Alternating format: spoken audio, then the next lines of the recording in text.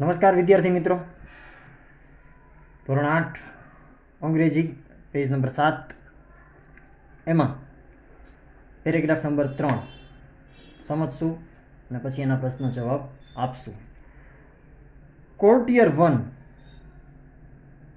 શું કહે છે? સેડ એટલે કહે છે. And there is a long queue of people in front of his tent every day. Every day એટલે દરરોજ.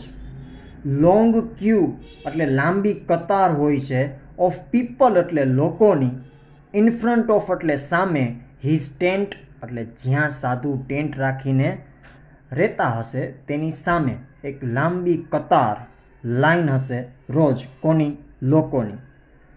They offer him gold coins, clothes, animals, grains, vegetables and dry fruits. they એટલે તેઓ એટલે લોકો જે છે એ ઓફર કરતા હોય. હિમ એટલે તેને, સાધુને. શેની? ગોલ્ડ કોઇન્સ એટલે સોનાના સિક્કાની. ક્લોથ્સ એટલે કપડાની. એનિમલ્સ એટલે પ્રાણીઓની. ગ્રેન્સ એટલે અનાજની. વેજીટેબલ્સ એટલે શાકભાજી લઈ જતા હોય. એન્ડ ડ્રાય ફ્રૂટ્સ એટલે સૂકા મેવા લઈ જતા હોય છે.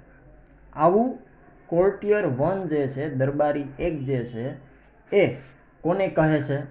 રાજાને કહે છે. આવું કે ભાઈ એક સાધુ આવ્યા છે ગામમાં, ત્યાં લોકો લાઈનમાં ઊભા હોય છે એના ટેન્ટની સામે, એના તંબુની સામે, અને આટલી બધી વસ્તુઓ એમના માટે લઈ જતા હોય છે. કોર્ટિયર 2 શું કહે? જોજો. He can cure any illness by puja. He એટલે તે, કેન એટલે કરી શકે છે.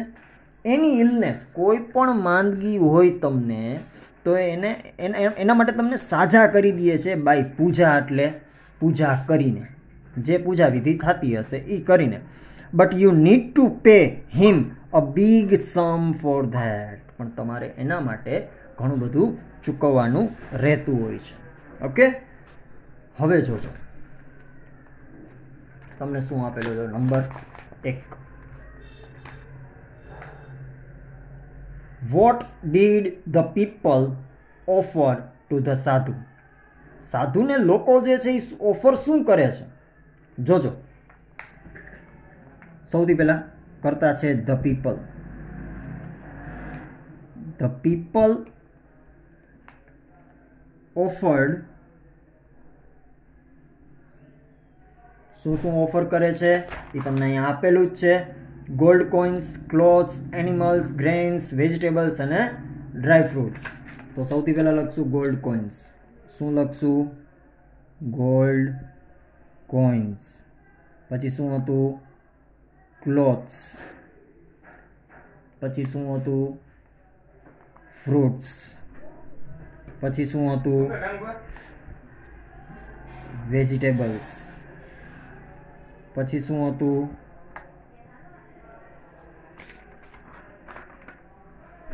ગ્રેન્સ. શું હતું? ગ્રેન્સ. ફૂલ પોઈન્ટ. રેડી? આ પહેલાનો જવાબ થયો. હવે બીજાનો જવાબ જોજો શું કહે છે. વોટ ડીડ ધ સાધુ ડુ બાય પૂજા? સાધુ જે છે એ શું કરતા પૂજા દ્વારા? તો આપણે કીધું કોઈ પણ ઇલનેસ એટલે માંદગી જે છે, માંદા કોઈ હોય એને સાજા કરી દેતા હતા. તો લખવાનું ધ સાધુ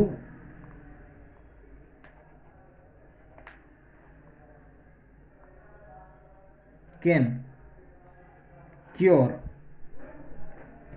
ઇલનેસ બાય પૂજા.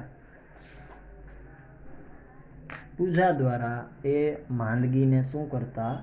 દૂર કરી દેતા. રેડી? ચલો ત્યારબાદ જોજો. there is a ખાલી જગ્યા in front of the sadhu's tent.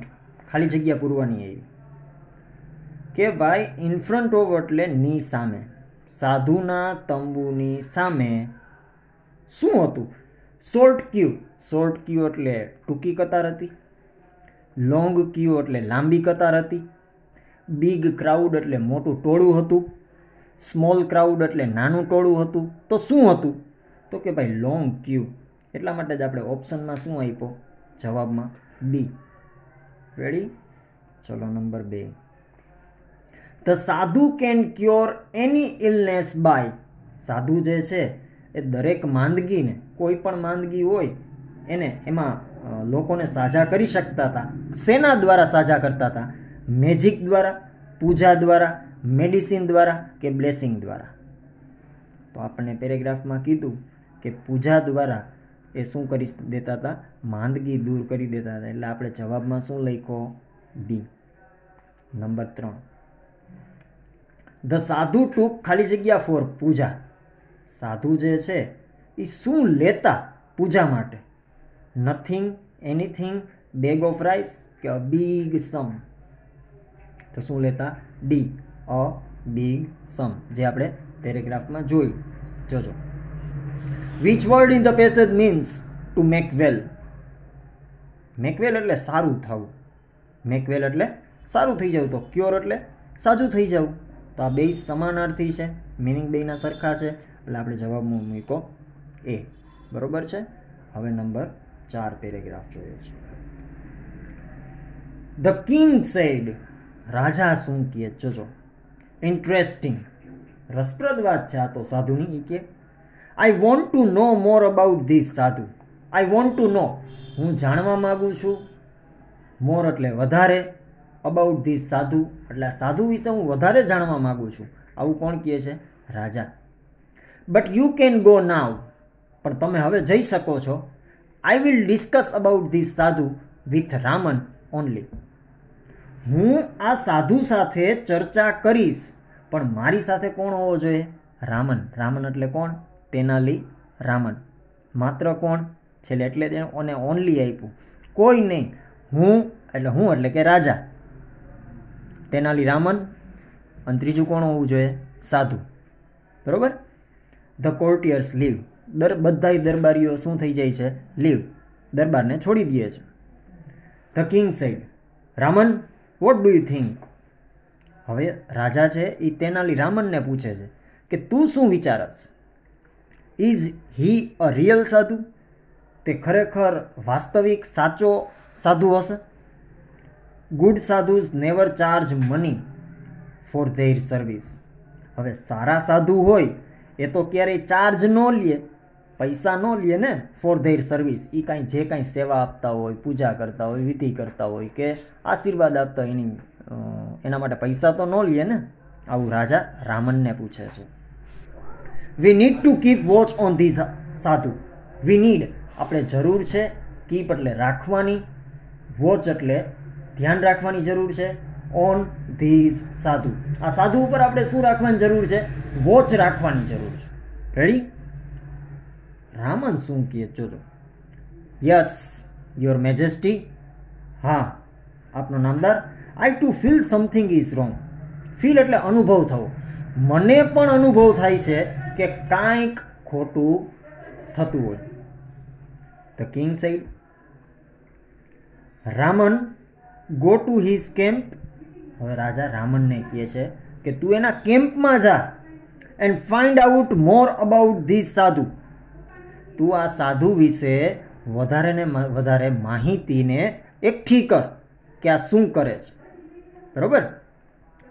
જોજો પેરેગ્રાફ સમજાણો. ન સમજાણો હોય તો ફરી વખત પાછો વિડીયો પ્લે કરવાનો. મેં એક એક શબ્દનું ગુજરાતી કર્યું છે, એટલે ખાસ ધ્યાન આપજો. Question number 1. What do good sadhus never do? સારા સાધુ જે છે એ શું ન કરતા હોય? તો એ તો રાજાએ કીધું કે good sadhus never charge money for their service. એ જે સેવા આપતા હોય એના માટે એ પૈસા લેતા હોય નહીં. તો અહીં લખવાનું good sadhus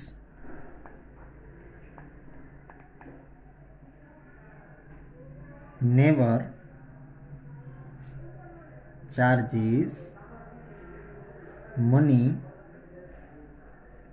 for their service. Ready? ચલો એના પછી who wants to know more about the sadhu?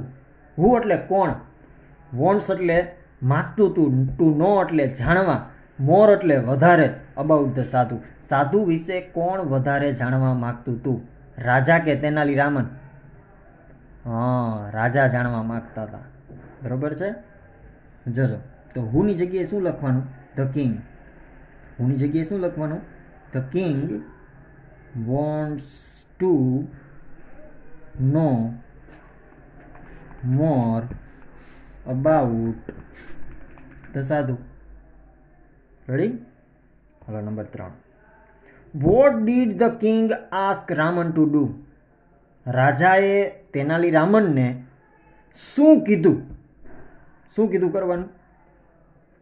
ત્યાં લખ્યું છે, રાજાએ રામનને એવું કીધું કે ભાઈ તું એના કેમ્પમાં જા, find out more about this સાધુ, કે તું એના કેમ્પમાં જઈ અને આ સાધુ વિશે વધારે માહિતી જાણી આવ. તો લખવાનું, the king asked Raman to go to his camp and find out. છેલ્લી લીટીમાં છે, જોજો, find out more about these સાધુ. રેડી? હવે ઓપ્શન જોશું. ચલો, પેલો ઓપ્શન શું આપ્યો છે? ધ કિંગ ફાઉન્ડ ધ સાધુ રિયલ, ગુડ, ઇન્ટરેસ્ટિંગ કે બોરિંગ? રાજાને સાધુ કેવા લાગ્યા? વાસ્તવિક લાગ્યા, સારા લાગ્યા, ઇન્ટરેસ્ટિંગ લાગ્યા કે બોરિંગ લાગ્યા? તો આપણને પહેલી જ લીટીમાં કીધું હતું પેરેગ્રાફની, રાજાને ઇન્ટરેસ્ટિંગ લાગ્યું. શું લાગ્યું? રસપ્રદ. તો શું? સી. બરોબર. હવે number 2. The king will discuss about the સાધુ વિથ. રાજા જે છે એ સાધુ વિશે ચર્ચા કરવા માગતા હતા, પણ સાથે કોણ હોવું જોઈતું હતું? રામન, કોર્ટિયર્સ, મિનિસ્ટર્સ કે વિલેજર્સ? તો ખાલી કોની વાત હતી? રામનની. તેનાલી રામન જ એની સાથે હોવો જોઈએ. દરબારીઓય નહીં, મંત્રીઓય નહીં અને ગામડાવાળાએ નહીં, ગામના લોકોય નહીં. બરાબર? તો જવાબમાં શું આવશે? એ. ત્યારબાદ જોજો, ગુડ ખાલી જગ્યા never charge money for their service. Good shopkeeper આવે? અહીં દુકાનદારની વાત છે? ના. પીપલની વાત છે? લોકોની વાત છે? ના. મંત્રીઓની વાત છે? ના. કોની વાત છે? સાધુઝની. Good sadhus never charge money for their service. સારા સાધુ જે છે એ નેવર એટલે ક્યારેય ચાર્જ લેતા નથી પૈસા, તેઓની જે કાંઈ સર્વિસ આપતા હોય, સેવા આપતા હોય એના માટે. તો જવાબમાં શું આવશે? સી. રેડી? ચલો, હવે સૌથી પહેલાં તો આજનું હોમવર્ક સાંભળી લેજો. પહેલાં અહીંયા સુધીનું આપ્યું હતું આપણે. ત્રીજા પેરેગ્રાફથી પહેલું, બીજો, આ 2 પ્રશ્નના જવાબ હોમવર્કમાં લખવાના છે, રફ નોટમાં. આ 3 4 ઓપ્શન જે આપેલા છે એ, ચોથા પેરેગ્રાફના પ્રશ્ન અને જવાબ બંને, અને ચોથા પેરેગ્રાફના વિકલ્પ જે આપેલા છે એ. અને ટોટલ પ્રશ્નો કેટલા થયા? 3 ને 2 5 પ્રશ્નો થયા અને 7 વિકલ્પ થયા. આ રફ નોટમાં લખવાનું છે. ખાસ પેરેગ્રાફ જે રીતે મેં સમજાવ્યા એ મુજબ જ તમારે સમજવાના છે, અને જે પ્રમાણે પ્રશ્નના જવાબ લખ્યા છે એ મુજબ જ તમારે લખવાના રહેશે. ખાસ. બરાબર? આભાર.